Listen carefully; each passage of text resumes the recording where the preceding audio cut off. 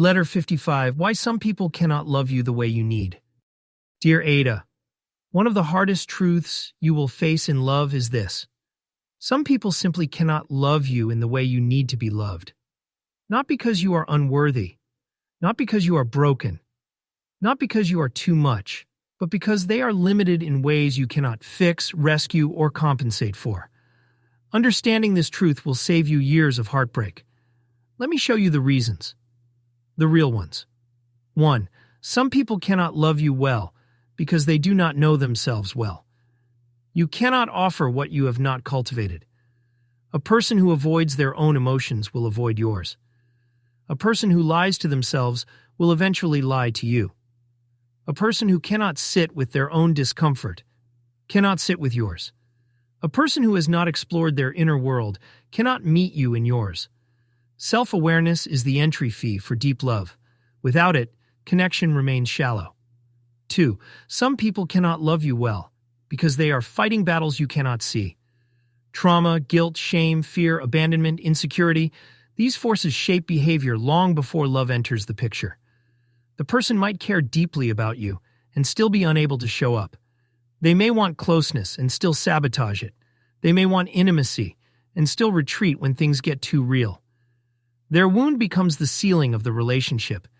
You cannot love someone past their unhealed places. Only they can do that. 3. Some people cannot love you well because your needs and their capacities do not match. Some people love through action. Some through words. Some through presence. Some through independence. Some through passion. Some through steadiness. But when your ways of loving don't align, no amount of effort or longing can fuse them. You may need reassurance.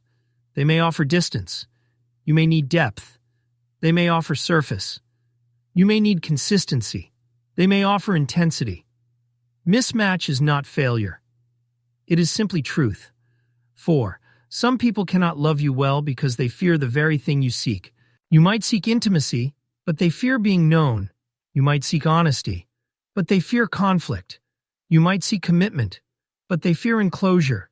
You might seek vulnerability, but they fear exposure. Your desire touches their terror, and they retreat, not from you, but from themselves. 5. Some people cannot love you well because they have not yet grown into the person they are trying to be. This is the most painful version. They have the potential, they have the desire, they have the awareness, they even have flashes of what love could look like. But potential is not practice. Desire is not discipline. Insight is not integration. They love you in theory, but cannot love you in reality. And here's the truth that will free you, Ada. It is not your job to turn someone into the person capable of loving you. You are not their therapist. You are not their savior. You are not their motivation to finally grow. You are not their emotional scaffolding. You are not their reason to heal. If love requires you to carry the relationship on your back, it is not love, it is labor. Your role is simple: to offer love with openness, to receive love with discernment, and to walk away when the love offered cannot sustain your heart. The people who can love you the way you need will not require you to beg, bend, shrink, or suffer. They will meet you, match you, value you. Respect your emotional reality. Show up when it counts. Take responsibility for their inner world. Choose growth when growth is needed. Protect the connection instead of threatening it. Offer clarity instead of confusion. Give steadiness instead of chaos.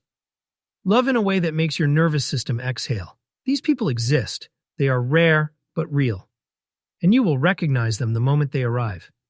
They feel like honesty. They feel like ease. They feel like oxygen. Aida, don't settle for someone's potential. Choose someone's practice. You deserve the kind of love that does not require your suffering to sustain it. A friend on the road ahead.